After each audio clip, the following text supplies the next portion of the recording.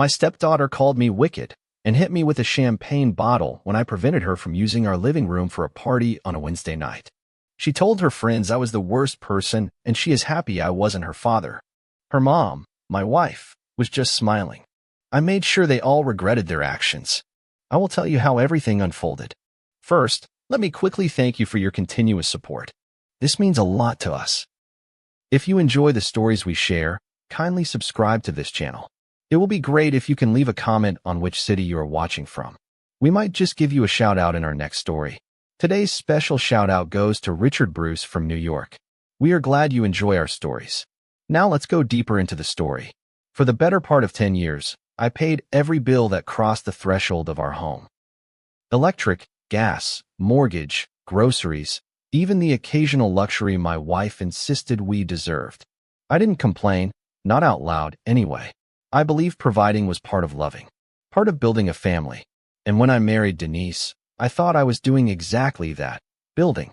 I'd never expected the cracks in our foundation would come not from neglect, but from the very people I thought I was saving. Denise had a daughter from a previous relationship, Tasha. She was 12 when we met, already too old to start calling someone else dad, and I never asked her to. All I wanted was mutual respect. I tried to show up in every way I knew how, tutoring her in math, attending school plays, even pretending to be interested in the TikTok dances she made in the kitchen. I was never trying to replace her father, just trying to be someone who showed up and stayed.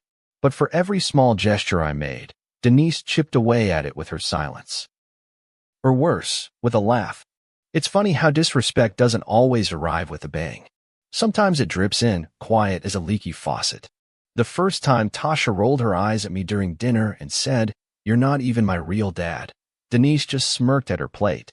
I remember sitting there, fork mid-air, wondering if I was the only one who'd heard it.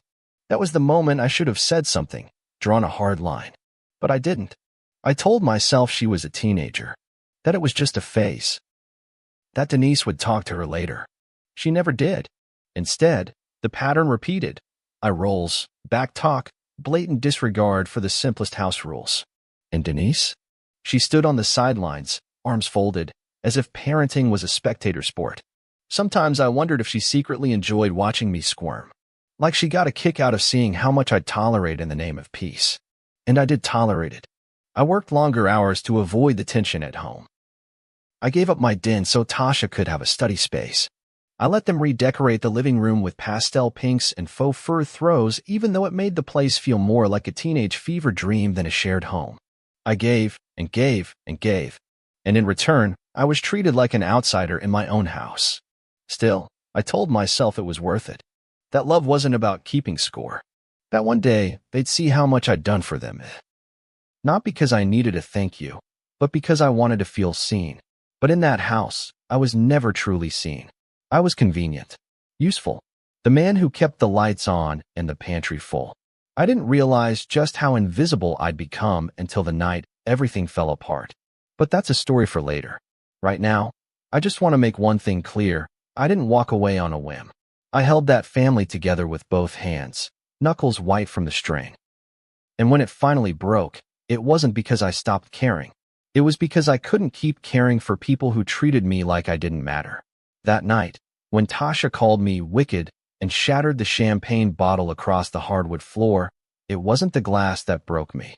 It was the look on Denise's face, amused, almost smug, that told me I'd been the fool all along. But I'm getting ahead of myself. Let me tell you what led up to that night. Let me show you how being good, being the man of the house, almost cost me everything. It was a Wednesday night. I remember that clearly because I'd just wrapped up back-to-back meetings and all I wanted was silence, a hot shower, and my usual seat on the couch.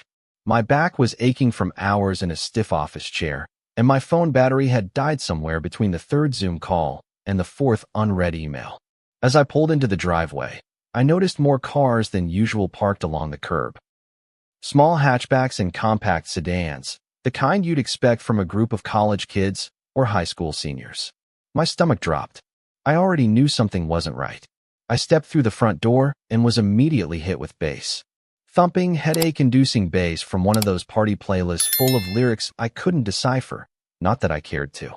The living room, my living room, had been transformed into some kind of makeshift club. LED strip lights flickered pink and blue along the walls, and a crowd of teenagers stood shoulder to shoulder, laughing, posing for pictures, pouring drinks into cheap plastic cups. And there she was, Tasha, center of attention, in a sequined crop top and high-waisted jeans, holding court like a little queen. I didn't even get a hi, just a glance, followed by a smug, "You can go upstairs now if you don't like it." I blinked, stunned for a second.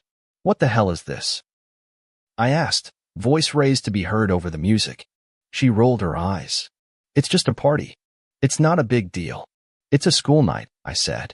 "And this is my house. You didn't ask." That's when she sneered, this dramatic, exaggerated expression like I was some pest who'd wandered into her scene. "You're always ruining everything. Just go upstairs and stay out of it. Nobody wants you here." My hands clenched at my sides. "Turn the music off and ask your friends to leave." "No." She laughed. Actually laughed. Then, turning to her friends, she shouted over the music, "See what I mean? This guy's a control freak. I swear, I'm so glad he's not my real dad." And that was the moment. The moment the last thread snapped. I stepped forward, trying to remain calm. "I'm serious, Tasha. This ends now." Then it happened, quick as a blink. She grabbed a half-full bottle of champagne from the coffee table, raised it, and before I could react, slammed it hard against the floor near my feet. It shattered, spraying glass and bubbles across the room. The music cut off. Everyone froze. "You are wicked," she screamed. "You don't belong here." For a split second, all I could do was look at the jagged shards and the fizz soaking into the rug. Then I looked up, at Denise, who had just entered the room from the hallway. Her arms were crossed. Her mouth curved into something that wasn't quite a smile, but damn sure wasn't concern. "You think this is funny?" I asked her, voice trembling. "She just attacked me with a bottle." Denise shrugged. "You provoked her. You always do." There it was. The confirmation I didn't even realize I'd been waiting for. 10 years of resentment, gaslighting, and undermining all laid bare in one sentence. "I provoked her?" I said, voice shaking now, not with fear, but with something deeper. "Betrayal. You're seriously saying I deserve this?" "She's a teenager," Denise said, walking into the room like she didn't just witness a breakdown. "You're the adult. But you always act like some power-tripping tyrant. Honestly, you're lucky she hasn't snapped sooner." I just stood there, numb, my heart pounding in my chest, but not from rage, at least not only from rage. From the realization that this had never been my family. I had been financing a fantasy. "I want both of you out of this house," I said, the words forming from a part of me I hadn't touched in years. The part that knew when enough was enough. "Pack your things. Get out. Tonight." Denise scoffed, like she thought I was bluffing. "You're not serious." "I'm done," I said, and I meant it. "You've both disrespected me for years, and I let it slide. I kept thinking maybe if I tried harder, gave more, you'd finally see me. But I see it now. You never wanted me. You just wanted what I could give." For once, there was silence. Tasha stood behind her mother, arms folded, biting her lip, but even she seemed unsure now. Her friends began slipping out the door, one by one. "I'll give you till tomorrow afternoon," I said. "After that, I'm changing the locks." I turned away before Denise could say another word, walked up the stairs to my room, and closed the door behind me. My hands were shaking, not from fear but from relief. Not because I was free yet, but because I had finally chosen myself. That night, I didn't sleep. I sat on the edge of my bed for hours, fully dressed, staring at the shadows the hallway light cast under the door. Every creak in the floorboards downstairs made me tense. But no one came up. No knocks. No shouting. Just muffled footsteps, some rustling, and then silence. I don't know what I expected. An apology, maybe, or at the very least, some kind of confrontation. But it didn't come. I guess they assumed, like they always had, that I'd cool off and go back to tolerating the disrespect. They didn't know this version of me. Hell, I barely recognized him myself. By morning, the kitchen smelled like denial. Denise was cooking eggs like it was just another Thursday. She was humming, barefoot, spatula in hand. Tasha sat at the counter, scrolling through her phone like nothing had happened. There were still glitter confetti bits stuck to her hoodie. I stood in the doorway, watching them act like a nuclear bomb hadn't gone off less than 12 hours ago. You didn't start packing, I said quietly. Denise didn't even look up from the pan. We figured you'd come to your senses. I laughed. Not out of humor, but that bitter kind of laugh that comes when you're done being made a fool. Tasha assaulted me, I said flatly. In our home. You didn't just excuse it, you defended it. You smiled, Denise. Like it was a joke. Finally, she turned. She's a teenager. You're making this bigger than it needs to be. You know what's big? I asked. 10 years of swallowing my pride. 10 years of being dismissed, mocked, ignored in my own home. I paid for everything in this house. Every bite of food, every pair of shoes, every vacation you posted like it was some fairy tale. And what did I get in return? You got a family, she said coldly. No, I replied. I got used. The words hung in the air, heavy and irreversible. Tasha finally looked up. There was something in her eyes, shock, maybe, or fear. But she didn't say a word. Denise set the spatula down, slow and deliberate, and leaned on the counter like she was about to negotiate a business deal. You really want to throw this away? Over one bad night? I took a step forward. This isn't about last night. This is about the fact that for 10 years, I let you and your daughter walk all over me. I let you make me feel like a stranger in my own home. I stayed silent for peace. But you know what? Peace built on silence is just quiet suffering. I'm done suffering. Her face twisted, equal parts rage and desperation. You're not thinking clearly. I'm thinking more clearly than I ever have. I left the kitchen, went into my office, and pulled out the lease papers, the utility bills, the title. My name. All mine. Every signature, every monthly payment. Proof that I wasn't the intruder they made me feel like. I was the damn cornerstone. I handed her the folder. You have until 5 p.m., I said. You can take your things, but you don't take me with you, not in memories, not in guilt. You wanted this life, Denise, but you never respected the man who gave it to you. Now it's over. She didn't speak. Not right away, but I saw her hand tremble as she reached for the folder. Tasha stood up. Wait, are you serious? You're really kicking us out. You kicked yourselves out, I said. I just finally opened the door. I walked out before they could spin another excuse, another manipulation. For the rest of the day, I stayed upstairs. I didn't want to see them packing, didn't want the weight of old photos and dusty mementos slowing me down. I was done being sentimental. Every corner of that house held pieces of me I'd given away too easily. By 4:45 p.m., I heard the front door open. Heard it close. Silence. The kind that wasn't heavy or hollow, but clean, like fresh air after a storm. I was alone, and for the first time in years, I didn't feel lonely. I didn't move from the top step until long after the sun dipped behind the trees outside. The house was quiet now, really quiet.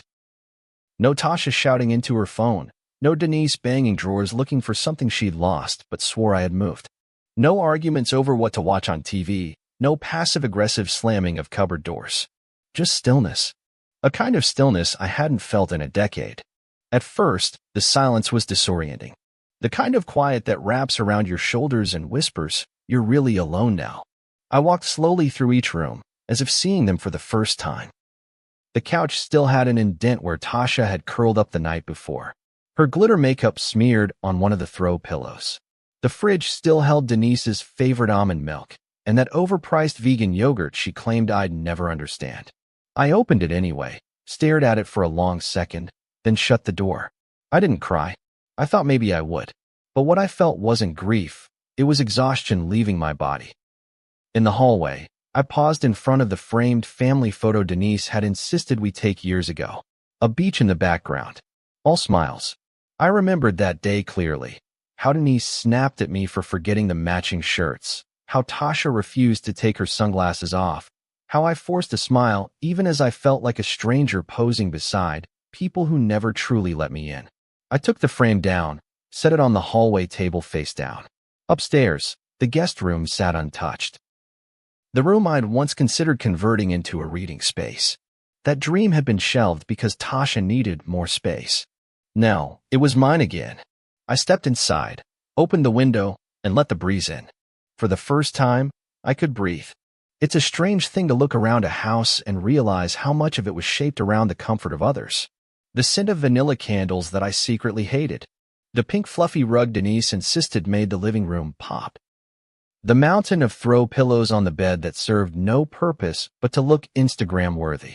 I had adjusted to their preferences without protest, chose their happiness over mine until I forgot I was allowed to want things too. I spent the next few days dismantling the shrine to a life I no longer lived. I donated Tasha's and used clothes, boxed up Denise's kitchen gadgets, and scrubbed the champagne stain out of the carpet myself. Each act felt like reclaiming inches of myself. Not out of spite, out of survival. The calls came soon after. First Denise, voicemail after voicemail, each one more desperate than the last. Please, can we talk? You're being unfair, baby. She didn't mean it. You're really going to throw us away like this? Then came the text from mutual friends. Some neutral. Hope you're okay. Heard things got rough. Some accusatory. Wow, you really kicked them out? A few, surprisingly, were supportive. It's about time you did something for yourself. But none of them really knew. No one else had lived in this house with me. No one else knew what it was like to give your heart, your money, your patience, and still be told you were never enough. One night, Denise showed up. No warning.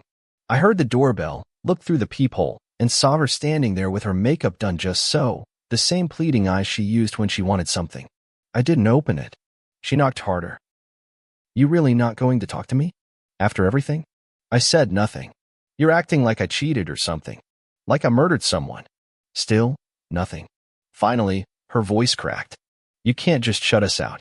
I leaned against the wall inside, letting the silence answer for me. Because the truth was, I could. And I had. And I would keep doing it until I felt whole again. That night, as the porch light flickered off and I heard her car pull away, I felt something strange. Not joy. Not triumph. But peace. And peace, I realized, was worth every shattered illusion. A week passed before I saw them again. It was a Saturday morning, and I was out front watering the shrubs, an act that used to be an escape from tension inside the house. Now it was just quiet routine. The sun was barely up, the air still holding on to a sliver of morning cool, and for the first time in years, I was beginning to like this version of my life. Predictable. Peaceful. Mine. Then I saw Denise's car crawl up the street. She parked without asking. Tasha was in the passenger seat, arms crossed, sunglasses on even though the sun hadn't fully risen. I set the hose down and stood there, waiting. I didn't move toward them. I didn't wave. I didn't smile. I was done performing. Denise got out first. She wore her best concerned wife face. You know the one, eyes wide, brows pinched like sorrow itself, had taken up residence in her forehead. It was the same face she used when talking to neighbors or school officials. The face that made people think she was the reasonable one. I didn't come here to fight, she said. Good, I replied, because there's nothing to fight about. She glanced at Tasha, who reluctantly stepped out of the car and stood beside her. The girl looked thinner, angrier, but maybe, just maybe, a little less sure of herself. I'm sorry, Denise began, her voice practiced. For everything that happened. I know we crossed a line. I said nothing. We didn't mean for things to go that far, she continued. It got out of hand. I folded my arms. You didn't mean for her to call me wicked? You didn't mean to smile while she shattered a bottle in my house? Denise flinched. Okay, I handled it badly. I admit that. But you're not perfect either. You can be intense, controlling. You like things your way. There it was. The but. The conditional apology. The bait and switch of accountability. I asked for respect, I said flatly. Not obedience. Not worship. Just basic decency. Denise took a breath like she was preparing for a courtroom rebuttal. You have to understand, Tasha's been through a lot. Losing her dad, adjusting to this life. She lashed out. She didn't just lash out. She assaulted me. And you told her I deserved it. Tasha finally spoke. I didn't mean to hit you with the bottle. I looked at her. But you meant everything else you said? She dropped her gaze, muttered something about being sorry. It didn't land. It was the kind of apology teenagers give when they've been dragged somewhere and told to behave. I turned back to Denise. So what do you want? She hesitated. To talk. To see if we can fix this. Maybe go to counseling.